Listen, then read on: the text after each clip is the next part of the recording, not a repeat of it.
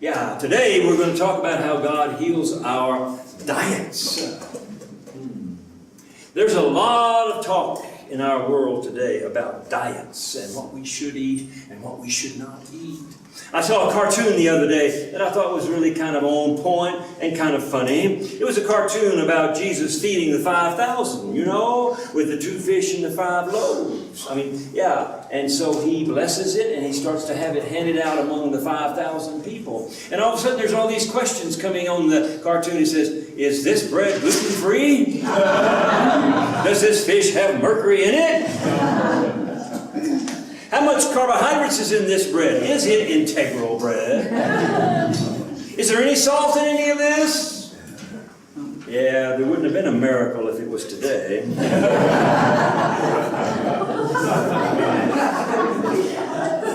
But the point of the matter is, it's really not our physical diets that we are concerned about. Oh yeah, some of our diets are not so good, I will have to say that, our physical diets.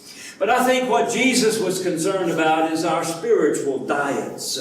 What we take into our hearts from the world around us, and how we live our lives because of what we have consumed into ourselves. That, I think, is what Jesus is concerned about. After all, he said so plainly, it is not what goes into the mouth of a man that defiles him. Now, it may kill him, yeah, but it will not defile him, you see. It's what comes out of the heart. That's what makes a man less than what God would want him to be. So today we're going to talk about how we heal our spiritual diets and how we can be more focused on what we bring into our hearts on a daily basis and instead bring God's diet into our hearts as opposed to the world's diets. And I've selected a verse here today from the 12th chapter of John, verse 25. It's one that every Christian should have memorized and just remember it over and over and over again. It's one of the great learning verses of our faith. And it simply says, anyone who loves his life will lose it. But however, whoever in this world hates his life will keep it for eternal life. Wow. That's a powerful word. Tells us as plainly as I know how it can be told that if we are to be a Christian in this world, we must hate our life in this world. That's hard to swallow. Yeah. That really kind of stinks to high heaven, you know, especially in this day and age when we all love our lives. I read a psychologist recently who said, everyone in this life loves their life, and those who don't commit suicide. And that's really the truth of it. We really do love our life in this world. We love all the good things. We love to feel good. We love to be good. We love to do good. We like all the things that this world has to offer. And we are so in love with these 80, 90, 100 years that we might live. We are just thinking it is the really greatest thing there ever was to be physically alive in this world. And all the aspects of that are really, really tremendous. And we think that and we love that life. But Jesus says we must hate that life. So we have to think about that. Well, I have a little story this morning that will help us begin to understand how we become a Christian person and what it really means to hate our life. Many years ago, my wife and I went on a trip with our daughter and son-in-law who lived in Frankfurt, Germany at that time. It's nice to have relatives that live in Europe. Real nice. Don't pay big hotel bills. Went there and we took this trip to the Alsace-Lorraine area, a little south part of Germany there toward the coast. And we enjoyed that area very much. It's famous for the good wines, the Riesling wines, and it's also famous for the good cheese. So we decided one afternoon as we were driving through that area that it was a great day to have a picnic.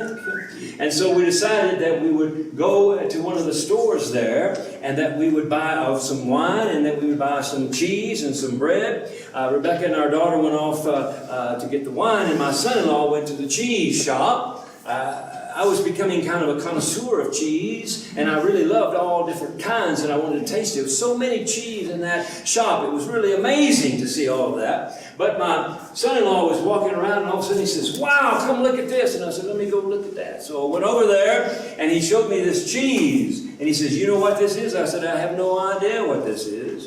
He said, "It is Lorraine Munster." Wow. I said, "Well, that sounds impressive." Munster. He says it's a very, very rare cheese, but it's a delicious, delicious cheese. It's made from pregnant sheep milk and goat milk. And I said, "Well, that means you have to have a pregnant sheep and a pregnant goat?" He says, No. Just one pregnant sheep will be all you need. I said, "Well, sounds great." But I looked at it, it looked horrible. It looked like a petrified snowball that somebody had dropped in the dirt. But he said, "It's really good. It's really, really good. You must believe me. It is the best thing you could ever eat as far as cheese is concerned. It's only available this 1 month in the whole year." So we bought it. I said, "I'm convinced we'll give it a try." We went on out to a beautiful meadow someplace near there, and we sat down to have our picnic, and then we opened the Lorraine Munster. Woo! I had to step about 4 feet back. It smelled really, really bad. I can still remember it to this day, even. It smelled like old sweaty gym socks that had been chewed on for 10 days by a dog with bad breath. Whoa, this is bad stuff, I'm sure, you know. But my son-in-law says, "Oh, don't let the aroma fool you. It's delicious. Once you taste it, you'll never, ever believe any other cheese is great." I said, "Well, we'll have to see about that." So anyway, he went about slicing a very thin little slice, and he gave it to me, and I kind of held my nose and ate it, and oh, it was delicious. Buttery with a little nutty taste in there, a deep, deep, rich flavor of cheese.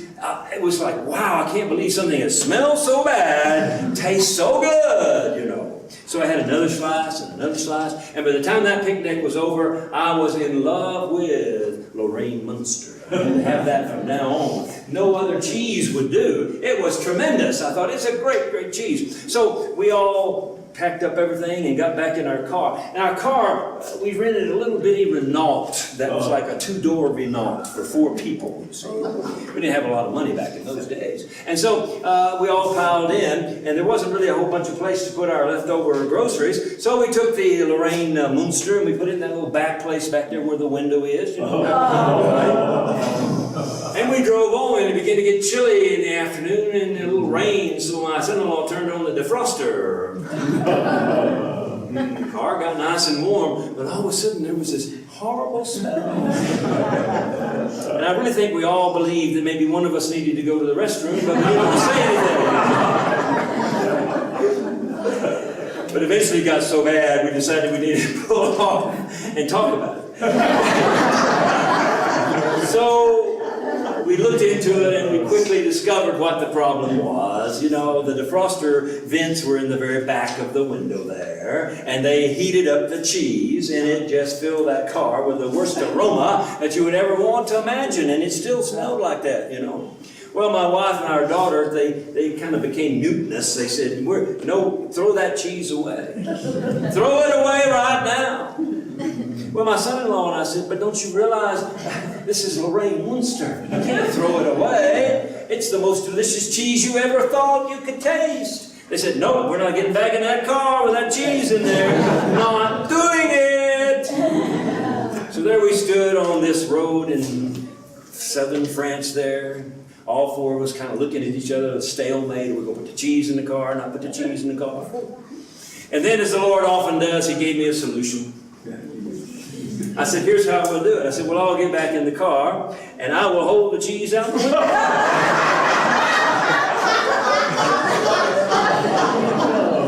And they all agreed that was a good solution.